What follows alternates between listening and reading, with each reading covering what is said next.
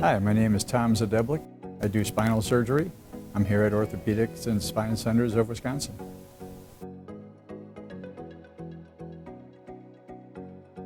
So the typical patient that would come to see me is having either neck or back problems.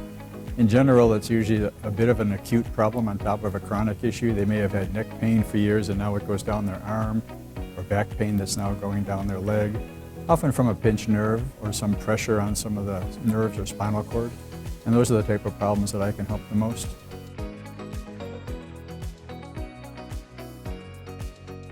I originally planned to be a hand surgeon when I started my training and spent extra time working under a microscope doing microsurgery. But as I got to know more hand surgeons and presented papers nationally on those topics, I just didn't seem to fit in. And then I met a person in Cleveland where I was training who was really the world's most renowned spinal surgeon. And he kind of took me under his wing and true mentorship. He really became a one-on-one training throughout my residency and convinced me that spine surgery was sort of in its infancy back in the 1980s. It was pretty basic with not such great results. And I realized there was a huge upside to doing things better in spine, not just saying, oh yeah, you didn't work, you still have a failed back. That's not right. So I figured it was a field that really needed help, and we've changed the field over the last 3 or 4 decades. Very different than it was back when I started.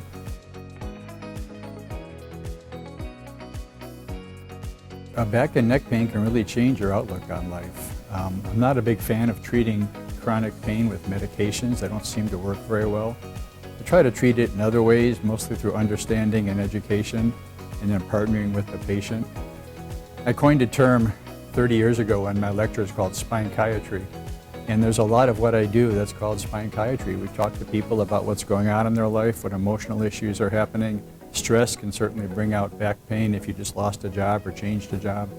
And I try to work all that into my evaluation to see if this is a short-term problem that can be helped with others, or if it really is a mechanical or technical problem that has to be solved.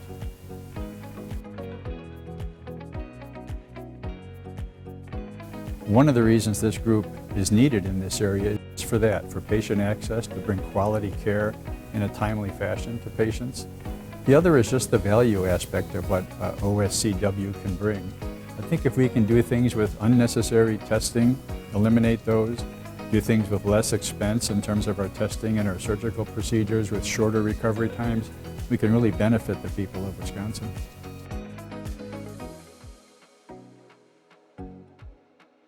There's one patient I'll never forget. They were remodeling their house and her husband had just removed the stairs from the first floor to the second floor in preparation to put new stairs in and remodel their house.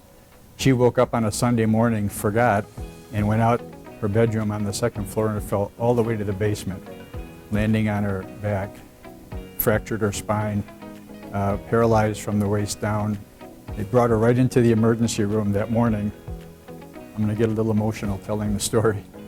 And we operated on her immediately, took all the bone fragments off her spinal cord, fixed it, put devices in to hold it stable. And within a week, she started wiggling her toes, and 3 months later, she walked in to the office with no crutches or braces. And a story like that I'll never forget. So those are really gratifying things I've done in my career.